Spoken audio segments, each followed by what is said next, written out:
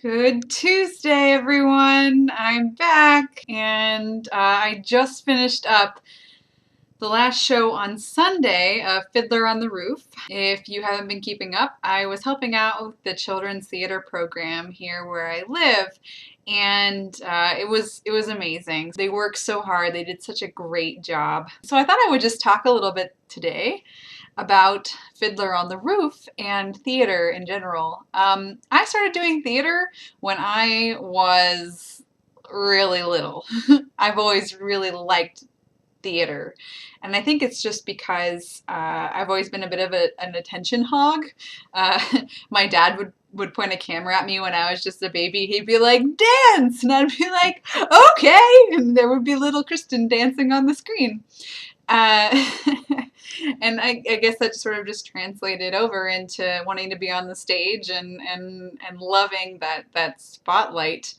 Not that I always have to be in the spotlight, but it's just such a thrill and a challenge. My first play was actually Johnny Appleseed. I was 7 years old, and I played an Indian, and I had one line in the play. And then there were a few years where I didn't really do much theater, mostly because there weren't opportunities when you were that young. It wasn't until middle school and 8th grade my friends were getting into theater, and I thought to myself, that would be awesome. I would love to try out for Fiddler on the Roof, which happened to be the play that we were putting on that year. And so I ended up getting the part of the constable. And then from there in high school, that's about all I did. So everybody else did sports and things, and I was like, psh, theater. And I did nothing but, I did the fall, the winter, and the spring shows.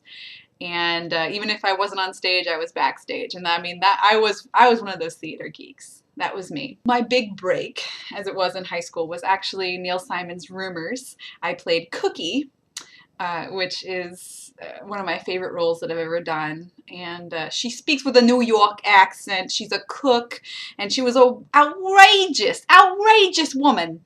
I also played the aunt in Footloose, played chorus in Seussical the Musical. I also, in my senior year, my best friend and I, we wrote a play together, a one-act play, and we produced it, which was really, really neat that we had the opportunity to do that in our shadow box theater, essentially, at school. Even college, I ended up doing the complete works of William Shakespeare abridged, which is actually one of the funniest plays. If you've not seen it, you need to see it. It's amazing. Basically, it's all of William Shakespeare's plays, but they cram it down into like this little into one play, and they explain all of them really, and it's hilarious. It's a comedy, and it's basically a very small group of people playing a huge amount of parts.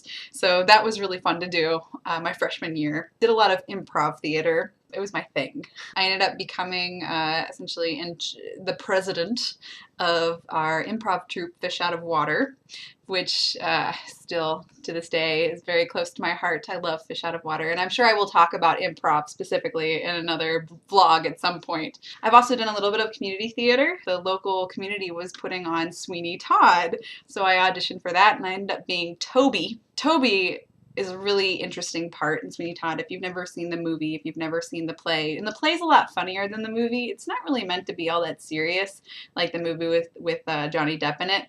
The play version is actually a lot more like dark comedy. And Toby, who is actually not a little boy, he's more of a teenage age. But he's got mental issues. So it was a really challenging role. First of all, it was a guy. Second of all, it was also a guy who had mental problems. He had been beaten most of his life. And there were definitely those sorts of challenges, but I felt like I loved that role. I just love it.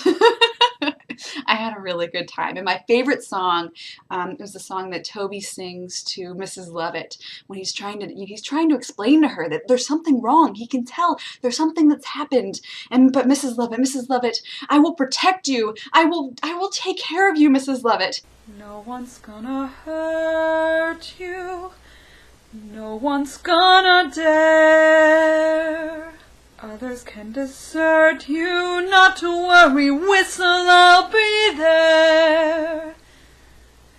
Deep words will charm you with a smile for a while, but in time,